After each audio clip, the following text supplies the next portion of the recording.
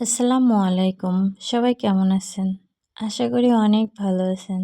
আমিও আল্লাহর রহমতে আমার পরিবারকে নিয়ে আমি ভালো আছি। আলহামদুলিল্লাহ। আমি সকালে অফ ক্যামেরায় আমি সংসারের কাজ সব করে নিয়েছি। সকালে যত বাসি কাজ ছিল করেছি। আর এখানে আমি ঘরটর একটু গুছিয়ে পরিষ্কার করে নিব। আর আজ একটু তাড়াতাড়ি রান্না করব। কারণ আজকে আমাদের বাড়ি একটা মেহমান আসবে। তো মেহমানটা হলো আমার মা। অনেক দিন আসেনি আমাদের বাড়ি। আর আমার ছেলেকে দেখার জন্য আসবে। আমার ছেলেটা ঘুমাই গেছে। আর এখন আমি একটু তাড়াতাড়ি রান্না করে নিব। তো আমি কিন্তু রান্না শুরু করে দিয়েছি। যেহেতু আমার মা এসে থাকে না, সকালে এসে বিকালে চলে যায়। কারণ আমার আব্বা যেহেতু দেশের বাইরে থাকে, তো আমার একটা ভাই আছে, ওকে রেখে কোনো জায়গায় থাকে না আমার মা।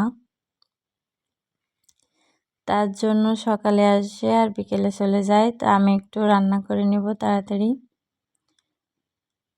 তো মায়ের সাথে অনেক গল্প থাকে সব মেয়েদের, সংসারের গল্প, আরও অনেক কথা জমা থাকে, যেটা শুধু মায়ের সাথেই শেয়ার করে মেয়েরা। তো আমি রান্না করছি আর আমার মায়ের সাথে অনেক গল্প করছি। আর আমার বাপের বাড়ির আশেপাশে সবার খোঁজ খবর নিচ্ছিলাম আর সবার কথা জিজ্ঞাসা করছিলাম। তো আমি এখানে হাঁসের মাংস রান্না করছি, রাজহাঁসের মাংস। তো এই হাঁসটা আমি কিছুদিন আগে জবাই করছিলাম। তো কিছু মাংস ছিল ফ্রিজে, ওটাই রান্না করছি। তো মাংসে আমি কিছু আলু দিয়েছি, কারণ আলুটা আমার মেয়ে আর আমি অনেক পছন্দ করি। সব মাংসের আলু পছন্দ করি। আর এদিকে পেঁয়াজটা একটু ভেজে নিব, কারণ আমি একটু বিরিয়ানিও রান্না করব আজকে।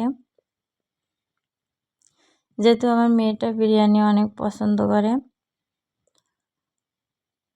তো আমি আজকে একটু বিরিয়ানিও রান্না করব। তো আমি চালটা কিন্তু আগে ভিজিয়ে রেখেছিলাম, আর এখন এটা ভেজে নিব। সুন্দর করে ভেজে নিয়ে রান্না করব।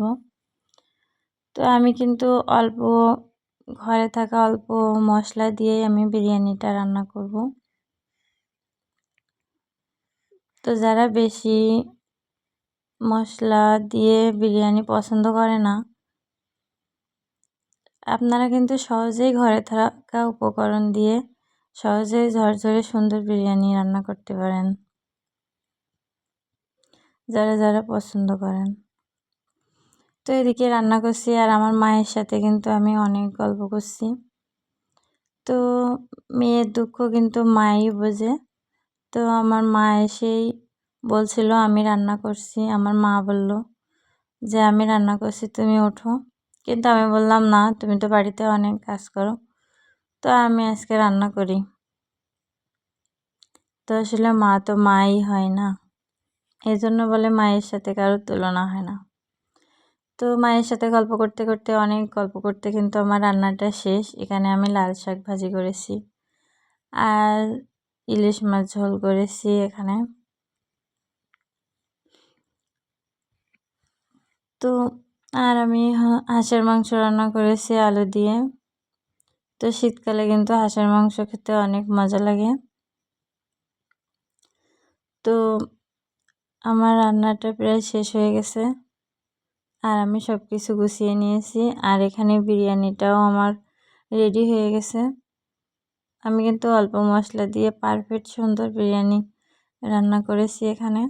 তো ভিডিওটি যদি আপনাদের ভালো লাগে, অবশ্যই একটা লাইক দিয়ে ভিডিও দেখা শুরু করবেন আর সাবস্ক্রাইব করবেন, পাশে থাকবেন।